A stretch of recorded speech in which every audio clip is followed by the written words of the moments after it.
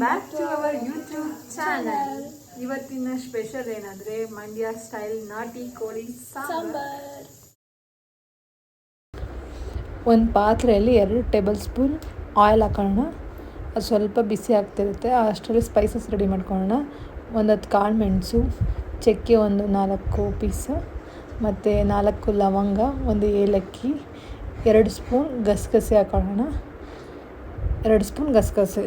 Next ಇವಾಗ ಕಾಯ್ದಿರೋ ಬಾಣಲೆಯಲ್ಲಿ 1 ಇಂಚಷ್ಟು ಶುಂಠಿ ಹಾಕೊಳ್ಳೋಣ. ಮತ್ತು 1 ಹಿಡಿಯಷ್ಟು ಬೆಳ್ಳುಳ್ಳಿ, ಮತ್ತು ಬೆಳ್ಳುಳ್ಳಿ ಹಾಕ್ಕೊಂಡು ಫ್ರೈ ಮಾಡ್ಕೊಳ್ಳೋಣ.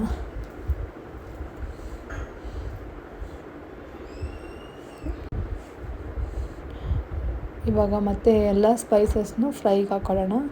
ಸ್ವಲ್ಪ ಕಡಿಮೆ ಫ್ಲೇಮಲ್ಲೇ ಇಟ್ಕೊಂಡು ಎಲ್ಲ ಐಟಮ್ಸ್ನು ಫ್ರೈ ಮಾಡ್ಕೊಳ್ಳೋಣ. ನೆಕ್ಸ್ಟ್ 2 ಟೇಬಲ್ ಸ್ಪೂನಷ್ಟು ಹುರ್ಗಡ್ಲೆ ಹಾಕ್ಕೊಂಡು ನಿಧಾನದ ಉರಿಯಲ್ಲಿ ಫ್ರೈ ಮಾಡ್ಕೊತಾ ಇರೋಣ. ನೆಕ್ಸ್ಟ್ 1 ಬೌಲಷ್ಟು ಧನಿಯಾ ಹಾಕ್ಕೊಳ್ಳೋಣ. ಅದನ್ನು ಕೂಡ ಫ್ರೈ ಮಾಡ್ಕೊಳ್ಳೋಣ. ನೆಕ್ಸ್ಟು 10 ಗುಂಟೂರು ಮೆಣಸಿನ್ಕಾಯಿ, 10 ಬ್ಯಾಡಿಗೆ ಮೆಣಸಿನ್ಕಾಯಿ ಹಾಕಿ ಅದನ್ನು ಫ್ರೈ ಮಾಡ್ಕೊಳ್ಳೋಣ. 2 ಈರುಳ್ಳಿ ಹಾಕ್ಕೊಂಡು ಫ್ರೈ ಮಾಡ್ಕೊಳ್ಳೋಣ. ಮತ್ತು 1 ಹಿಡಿಯಷ್ಟು ಪುದೀನ, ಮತ್ತು 1 ಹಿಡಿಯಷ್ಟು ಕೊತ್ತಂಬರಿ ಸೊಪ್ಪು ಎಲ್ಲವನ್ನು ಕಡಿಮೆ ಫ್ಲೇಮಲ್ಲಿಟ್ಟು ಫ್ರೈ ಮಾಡ್ಕೊಂಡ್ಮೇಲೆ ಸ್ವಲ್ಪ ಆರಿದ ಮೇಲೆ ಒಂದು ಮಿಕ್ಸಿ ಜಾರಿಗೆ ಹಾಕಿ ಗ್ರೈಂಡ್ ಮಾಡ್ಕೊಳ್ಳೋಣ. ನೆಕ್ಸ್ಟ್ ಇವಾಗ ಕಾಯಿ ಹಾಲಿಗೆ ರೆಡಿ ಮಾಡ್ಕೊಳ್ಳೋಣ. 1 ಕಾಯಿ ತೊಗೊಂಡು ಅದನ್ನು ಗ್ರೈಂಡ್ ಮಾಡ್ಕೊಳ್ಳೋಣ. ನೆಕ್ಸ್ಟ್ ಗ್ರೈಂಡ್ ಆದಮೇಲೆ ಚಿಕನ್ನ ಫ್ರೈ ಇಟ್ಕೊಳ್ಳೋಣ. ಈಗ ಒಂದು ಕುಕ್ಕರಲ್ಲಿ 2-3 ಸ್ಪೂನಷ್ಟು ಎಣ್ಣೆ ಹಾಕ್ಕೊಳ್ಳೋಣ. ಎಣ್ಣೆ ಹಾಕ್ಕೊಂಡು ಎಣ್ಣೆ ಬಿಸಿ ಆದಮೇಲೆ 1 ಈರುಳ್ಳಿಯನ್ನು ಫ್ರೈಗೆ ಹಾಕ್ಕೊಳ್ಳೋಣ. ಈರುಳ್ಳಿ ಚೆನ್ನಾಗಿ ಫ್ರೈ ಮಾಡಿ ಈರುಳ್ಳಿ ಬ್ರೌನಿಷ್ ಆದಮೇಲೆ ನಾಟಿ ಕೋಳಿನ ಹಾಕ್ಕೊಳ್ಳೋಣ. ನಾಟಿ ಕೋಳಿನ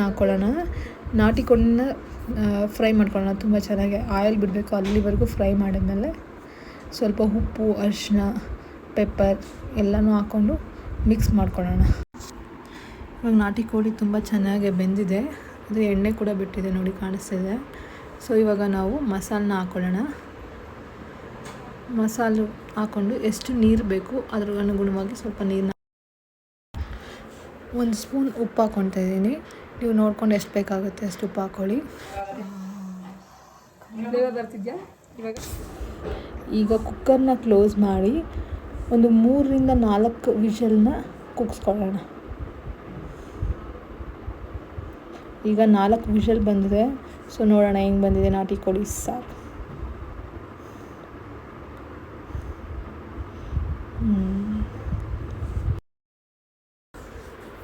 ಇವಾಗ ಸಾಂಬಾರಿಗೆ ನಾವು ಕಾಯಿ ಹಾಲನ್ನ ಮಿಕ್ಸ್ ಮಾಡ್ಕೊಳ್ಳೋಣ.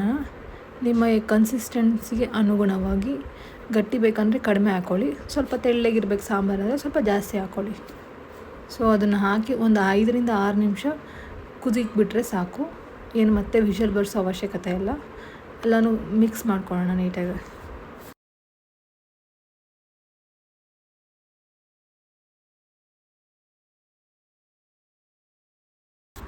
ಇವಾಗ ಚಿಕನ್ ತುಂಬ ಚೆನ್ನಾಗಿ ಬೆಂದಿದೆ.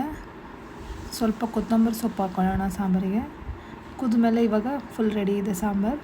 ಇವಾಗ ನಾಟಿ ಕೋಳಿ ಸವಿಯಲು ಸಿದ್ಧ. ಹೇಗಿದೆ ಅಂತ ಕಮೆಂಟಲ್ಲಿ ತಿಳಿಸಿ.